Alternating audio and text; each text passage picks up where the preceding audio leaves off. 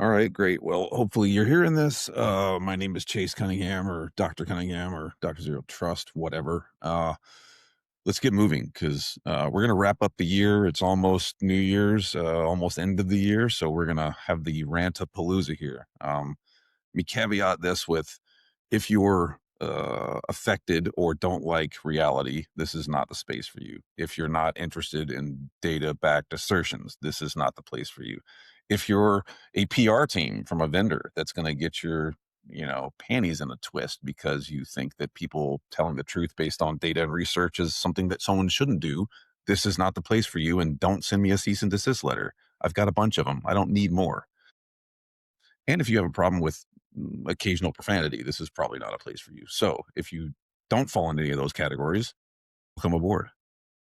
Let's run through 2025, and data is the key of all things. So let's start with 2025, the reality check. Here's the data that we should actually be focused on. Ransomware surge and critical sector impact. And all this data is available. I'm glad to provide people with links and research, whatever. I don't put anything out there that I have not explicitly done research into. So that's why I said earlier with my little caveat, if you're a vendor that doesn't like the truth, go away. In 2025, 701 ransomware incidents were recorded. And this is in the US, up sharply from the prior years. 50% hit critical infrastructure such as healthcare, energy, and transportation. Those attacks are aimed at disrupting essential services and are a risk to public safety. 4,701.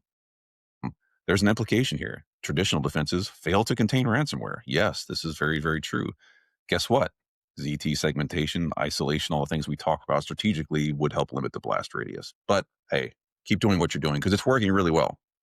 Huge financial impact. Costs are still sky high. The average cost of a breach remained about $5 million globally, with US breaches averaging over 10. So we're doing better than everybody else by 2. Yes, credentials and human element dominate breaches. Well, there's a shocker. That's never happened in the history of everything, even though that's been the same thing for years. 88% of basic web app attacks leverage stolen credentials. There you have it. Weak and reused passwords were pervasive. Estimates show that 84% of users reuse passwords and 94% of breached passwords were duplicates. Now, I will not be a person that sits in front of anyone and says, I don't reuse passwords. I reuse passwords, but I have a password manager, and the password manager makes sure that the passwords I do reuse are pretty solid. Oh, and by the way, I turn on MFA every chance that I can. And additionally, I don't really worry about the password stuff because it's handled by a piece of software. On my count, I had over 400 accounts. There's no way a human being could possibly keep up with all the passwords for that, especially if they're 12 digits and creds and everything else or longer. Use a password manager. Don't be a moron. Like, it's not that hard. Detection and response lags. Bad actors get months. This might throw you off a little bit here. In 2025, the average breach took over 181 days to identify and 241 days to contain. Yes, that speaks to the value proposition for architecture and detection and engineering and all those things. Cloud and misconfiguration are still huge. As much as 82% of breaches involve data stored in the cloud. There's some interesting stuff for you. 23 to 27% of cloud incidents are due to misconfiguration. Literally, you just misconfigured something and things go sideways. Okay. It's something that's very solvable. Most systems nowadays will basically check for those default misconfigurations. Cybercrime costs continue to grow astronomically. Cybercrime was projected to cost businesses about $10 trillion by 2025. It's actually closer to 11. And that's not billion or million, that's trillion, right? The data and the numbers there are just staggering. Market growth versus the risk gap. Cybersecurity market has been growing rapidly every year. 299, CAGR is about 17%, but spending for the space has not correlated with improved breach outcomes. What does this mean? We're dumping money into the wrong things. Expense and depth is still a very, very real problem. So there you go.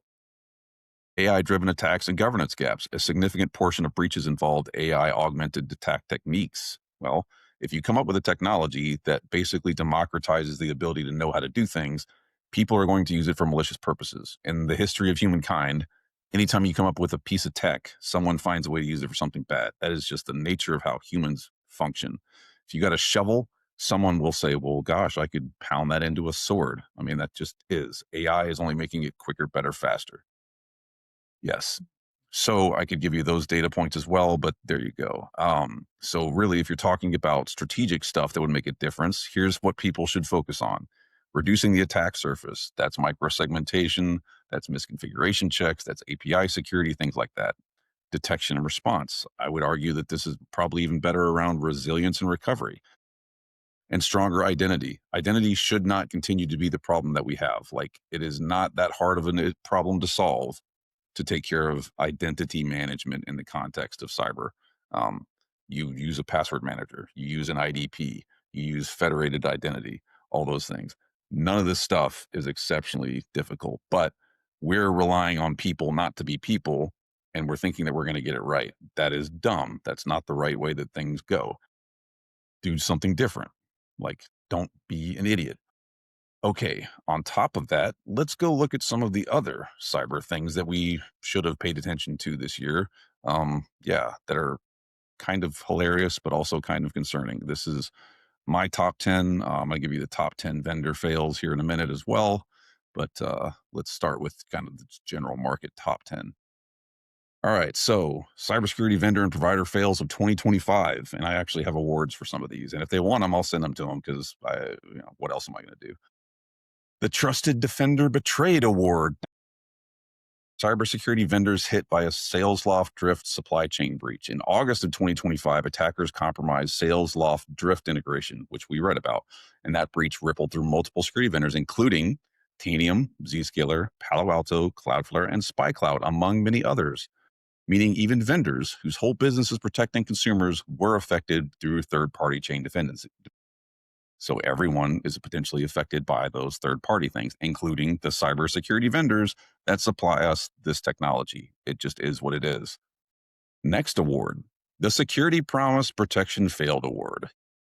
Password Manager provided data breach and ICO fine, 1.6 million users. In late 2025, a major password manager, which is a service that's used for endpoint security and user password management, was breached, exposing PII of 1.6 million users and resulted in a 1.2 million pound ICO fine in the UK. Now, the interesting thing here is this is despite claims of a, quote, zero knowledge encryption capability. Now, I've talked with a lot of vendors that offer zero knowledge encryption capabilities. I don't know that I buy that story. Somehow, some way, there's a way to get access to that information. I don't think that we should rely on that as the control plane capabilities. Anytime someone is pushing zero knowledge, we don't know anything about what's going on in our system. Take the time and check. Ask the questions, because somewhere, somehow, there's access to that information that is proven right here. Zero knowledge encryption. How about just AES 256 or 512 would be better, or heck, 1024. We know what those things do. The Vendor Blind Spot Award, Workday and TransUnion, which were impacted by, guess what, third-party and supply chain attacks. Both Workday and TransUnion disclosed breaches linked to compromised third-party SaaS connections, often tied to Salesforce, which came earlier. Okay, so here's something to take away. Things are connected in cyber. If this is news to you, I'm sorry, but it is what it is. Things are connected in the internet. This is how things work. So if you are someone who has a service and you see other people, other businesses, other vendors with the same service that are getting compromised, it's coming for you. This happened with Dallas Independent School District. This happened with Marks and Spencer's. This happened with Jaguar Land Rover. This happened with all those vendors I mentioned earlier. You see that there's folks in your ecosystem that are getting breached with a certain thing, and folks, rather than go off and deal with it, they go, well, it's not going to happen to me. It's coming for you like a freight train rolling down a glacier. It's coming for me like a freight train rolling down a glacier. We have to be aware of this, and we have to be willing to put the controls in place, or at least be proactive, because things go sideways when you hope. Hope is not a strategy. And there's so much evidence, if you look at this through the course of the recent history, that it just follows the path of least resistance, and ultimately folks wind up being held responsible for it at the end when they could have done something pretty easily. The Credential Reuse Shocker Award, which is an ecosystem fail. 2025 saw billions of credentials circulating on underground forums. Mine are there. I've seen the reports from Google, like you guys are there. Like, they're statistically speaking, you can't exist on planet Earth and not have a cred breached. high-profile platforms, even cloud provider admin consoles, the widespread credential reuse crisis harmed many security vendors. I don't necessarily agree with the concept of identity as the new perimeter. I think identity is the mechanism around which architecture and infrastructure should rotate, if you want to call it that today. Take care of identity, and other stuff gets easier. And identity is a very solvable problem. There's a lot of good providers that have capabilities that fit that need that are out there right now. It ain't that difficult. The AI misuse wake up call. AI powered attacks are continuing to grow. Some 2025 incident summaries pointed to sophisticated AI automated attacks that effectively probed and exploited security tooling logic flaws. So, again, back to the AI thing, the days of you having to be a computer scientist or a researcher or someone that knows code intricately or things like that are over. Between vibe coding and chat GPT and perplexity and all of the other systems out there, anyone with a brain and fingers can have nation state level capabilities if they're willing to dedicate the time to build that thing. And anytime that some AI system, chat GPT, perplexity, whoever is telling you that they have the guardrails around it, they don't. They've probably tried to put some guardrails around it, but if you know how to ask the right questions, the system will give you the right response. Don't rely on that to be the thing. It's not going to work. Okay, so recurring architecture problems. Here's things to solve for. Over trusted integrations and APIs and tokens. Take care of that. Identity, passwords, password managers, biometrics, verifiable credentials, all those things. SaaS is awesome, but SaaS is a risk, and there's lots of integration and lots of third parties in there. So you better know what's going on so that you have the capability to understand. And again, if you happen to see like this cascading failure coming your way, and you're still sitting there going like, I don't think it's going to hit us, you're probably not doing the things you need to do to be ahead of that problem. Marks and Spencers, which led to Land Rover. I mean, look at Qantas. They were ignoring stuff that happened over on airline systems in the US. These things are networked and connected together. It's cascading failure. It's just cascading failure, not where it's taking systems out. It's just crawling through the infrastructure to get towards that next piece. It just is what it is. Okay, so I'm going to move into some of the other sides of this, and let's keep moving forward. Yes, here we go. So let's talk about the vendor stuff, because vendors are not immune from cybersecurity issues. Let's start with CrowdStrike, which is the obvious giant elephant in the room. The date was July 2024. Impact: 8.5 million Windows systems crashed globally. Blue screen of death loops took down airlines, hospitals, banks, and even entire governments. Root cause: botched automatic config pushed to endpoint sensor kernel module. Very simple stuff. Yeah. Economic damage: billions. Delta Airlines has filed a ginormous lawsuit at them. If you want to talk about the ZT approach here that stood out: lack of stage rollout, no fail safes, overprivileged system level access, insufficient validation before deployment. Yes, award is the kernel level knockout. And this is when your security tool becomes a threat vector. So congratulations, CrowdStrike, you win the kernel level knockout award from me. That and $1 will buy you a Coke. SalesLoft plus Drift Supply Chain, which is the vendor cascade. Again, this is August 2025. Dozens of security vendors, Tanium, Zscaler, Cloudflare, others impacted via compromised third-party applications. The fails that they had there were trusted third-party tokens and excessive access, lack of segmentation inside of federated SaaS environments, which if they're selling you segmentation, why the hell weren't they putting it in place? And then no behavioral baselining or anomaly detection. The award that I'm going to give them here is the Trusted Defender Betrayed. Right, when your vendors breach you. So there you go. You guys win that award from me. Yeah. Let's go a little further into these last few here. So I want to back up and make sure that we have the right awards we're giving out. Where was that one? Yes. For Workday and TransUnion, what I talked about a minute ago. Unauthorized data access via integration with Salesforce style platforms. Root cause was third-party SaaS, OAuth integration, etc. There was no microsegmentation across API trust boundaries, failure to audit and restrict token scopes, which is a privilege thing, and then lack of access logging and transparency. Super. The award we're giving there is the vendor blind spot, when your CRM knows too much, but you don't know what your CRM knows. So there you go. You guys get the vendor blind spot award. Credential reuse epidemic. This is huge. We're just going to call this award the I've ignored everything in the history of everything award, because I don't know how you can not know that creds are a giant problem in cyber and that this has to be fixed. It's really not that difficult to put things in place. Um, Even if you're just generating usernames and passwords, use a manager of some type and do it at scope and speed and scale. Let's see, the MDR XDR vendor data correlation leak, which was mid-August, or excuse me, mid-2025. The impact was aggregated telemetry across multiple customer tenants was improperly stored in a misconfigured S3 bucket. If you don't remember this one, go look it up. Uh, yeah, tenant isolation was not in place, so inadequate tenant segmentation and weak S3 policies. I'm giving this one the S3 Hall of Shame award. So yes, the folks that were involved in that, you've officially been awarded a Hall of Shame. I don't know, token or award or something. Yeah, because that's there. Here's common root failure categories. This is what's, where we should see all this stuff. So identity and access, creds, tokens, permissions, least privilege, kernel level stuff, SaaS, excessive access, segmentation, poor isolation, excessive trust, verification, not rolling things out along the lines of typical dev, and then basically pushing stuff with no policy controls, monitoring and analytics, no behavioral baselining, no understanding of anomalies, and then assuming breach philosophy is not in place. Trust is basically given to systems that they are secure because someone says they are. That is not a ZT approach to the problem. I have a nice little graphic here that I'll throw out after this. It actually has the stuff listed for the top 7 vendor fails of the year. CrowdStrike was number 1.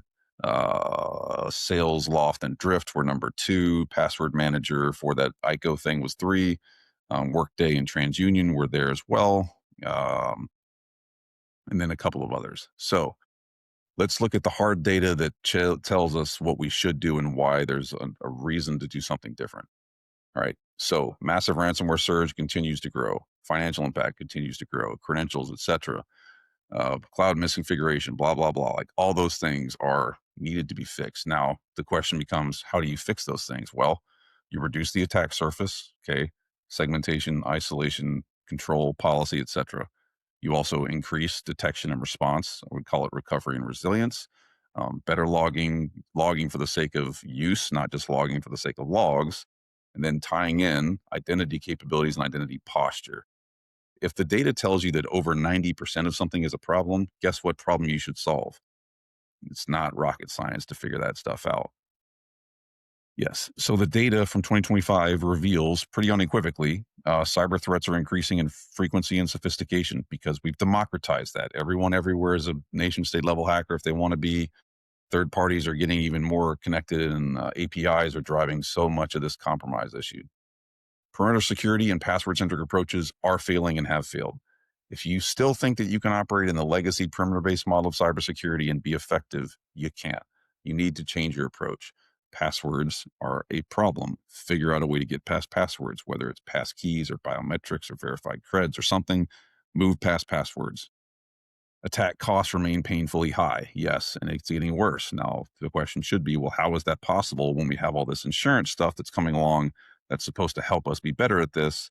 But obviously it's not. So where are we at? And then what is the, benefit of the insurance stuff that we're providing or being provided or procuring? Like I said, you can see it right here on my little logo. Like, I'm starting up an indoor golf business. I had to buy $1 million cyber liability policy, even though I'm not even hosting any data, because the bank would not fund this thing without $1 million policy. That's how crazy the space is for golf. Yeah. Um, Welcome to my. And then lastly, misconfigurations are leading risk vectors. Now, there's other things that you could go into. There's other stuff that you could go down the rabbit hole on. There's a whole lot of different um, pieces of the puzzle to solve here, but just at the very basic level, it's kind of a lot of the same stuff we've known about for, let's call it, years. And it's just getting more and bigger and faster, and scope and scale is increasing exponentially. So we're in a bad place, to be perfectly frank. There are organizations that are doing this right, And there are organizations that are moving past it, but there's also a lot of organizations that are not. And guess what? Just back to what we talked about earlier, if you have an interconnected system and segmentation and isolation are not in place, what will happen as those failures occur is it will promulgate through those systems. You will have people getting pwned because someone else got pwned. We do not live in the legacy model anymore. You just cannot operate that way. It is not good for business. It is not good for safety. It is not good for critical infrastructure. And whether you want to call something zero trust or not, because you have the issue of like, man, my people don't like me to say zero trust and we don't want to hurt somebody's feelings. Fine. Call it whatever you want, but approach the problem more intelligently. You have an entire sector of this industry that is built around people doing research to publish metrics to tell you what the problem is and where the problem lies.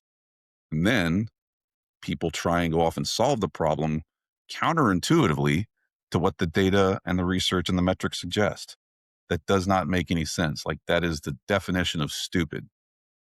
Why is that even possible? If you're someone who is not in cyber, let's say you're a CEO or CSO or strategy person, not security person, and you're trying to run things, you should be able to ask people very cut and dry, very simplistic questions about our cybersecurity strategy and policy.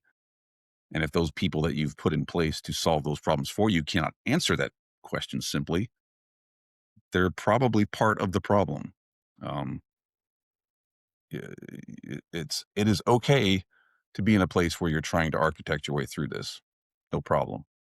It is not okay to sit around and go, hey, we don't know what to do. We know what to do. Okay. You have an entire giant industry that is built to solve this problem, billions of dollars a year going into it. And still people are questioning, what do we do? It is not a crazy difficult problem to solve here. I have metrics that I put out before that showed folks we've spent more money to solve cybersecurity than we have to cure childhood cancer in the same time frame. That's mind-boggling. Shouldn't be that way. Like, a couple more takeaways because it's the end of the year is number one. If you're someone that's procuring solutions and you don't have 24 hours a day to dedicate to doing cyber, partner up with someone that provides those services. MSPs, MSSPs, service providers, something else. Like, I've said it before, and I don't think people would argue that this is a smart approach. Like, I run a small business. Why would I do my taxes? I hate fucking taxes. I don't even like thinking about having to pay the government because it just hurts to sit there and watch your money leave to pay for services that are whatever. I have a tax person that does my taxes for me. I use a tax system. That's a service that's provided to me, and they're doing it because I don't want to wind up in an orange jumpsuit. So, like, not that I ever make enough money to get myself in an orange jumpsuit, but hey, it's better to be safe than sorry. Partner up with someone that this is what they do. Have them take care of that for you. You get SLAs, you get insurance benefits, whatever else. Like, there's a good way to do this, and it does not require your organization to have all of this stuff allocated and be cybersecurity operational and super awesome and amazing. Outsource it, bring in an MSP, MSSP, work with them, and let them take that load off of you. Go back to doing whatever it is you do. It is smart to do it that way. It just makes sense. Okay. Additionally, question the vendors that are offering you solutions and technology. If you're not in cyber, you may not know this, but vendors get breached too. Everybody gets breached. That's just how things work. It's not the end of the day. It's the end of the day when you're unable to recover and get back to work. Look at Jaguar Land Rover and some of these others. Vendors get breached. Okay, whatever. Ask them what technologies and controls they have in place. What is their strategy? How are they leveraging a particular approach to the problem? And then validate, vet, and verify that that's the thing that you want to do. Don't just go buy it because Zscaler won on a fucking magic quadrant or a wave or Microsoft is the best in, a GigaOM report or something like that. Those things should be inputs to help you make better decisions on your own. Honestly, if you really want to make your life easy, take Google Notebook LLM, go off and do research with it, take all of those reports for the last like 10 years from MQs and waves and gigaohms and all those things, dump them into your own LLM inside of Notebook LLM, and then start asking it questions. Let that thing help you in an unbiased way to give you the information and insight that you need to actually solve these problems. That's what I do. I have my own notebook LLM thing that I use for Dr. Zero Trust. I want to say I've got like 1,300 entries in it right now from papers and research and books and whatever else. When I'm working on zero trust strategy with folks, I ask my LLM because I can't look through 1,300 articles over 10 years worth of research. But you can sure as hell get there with an LLM that will answer the question for you. It's a way smarter way to do things. Just offering my own 2 cent, and I don't put anything out in here, folks, that I don't do myself. So trust me, I'm telling you that that's a thing that um, makes a lot of sense. Okay, lastly, and I'll let you get back to doing more important things and listen to me rage. Um, Look at the research. Look at what everything tells us we need to do to be better in cyber, and then do those things. I know that's friggin' shocking. Like I can't even imagine the mental gymnastics people have to do to understand that. Go look at the Verizon DBIR report. Go look at the Mandiant M Trends report. Go look at any of the other ones from ISACA and from any of the other groups that do their research. Matter of fact, I would say get those, throw them into an LLM, and have them curated for later. But just look at the trends and the data and the insights that are there, and then apply your controls that way. It doesn't require anyone from an outside party, contractor, vendor, whoever to come in and tell you what makes sense, what works. Use the systems that are there, because the bad guys, the adversaries, are using those systems and those controls and those capabilities. If you're not meeting the adversaries where the adversaries operate, you're wasting your time and resources. So, like, there you go. Do those things. It's not that crazy complicated. Um, and finally, I'll just leave the folks that are out there that are not beholden to the legacy vendor sort of marketing shtick. Um, to the vendors that came after me this year, that sent me cease and desist letters, that had their PR teams reach out to me, to the one or two vendors that I know for a fact literally came after me at a monetary level after I told the truth with data to back it up on stage. I just would like to leave you with a simple gesture of my thinking and thoughts towards you for 2025. For everybody else, God bless. Stay smart, stay safe, stay secure. Don't be a dummy. And hopefully 2026 is good for you.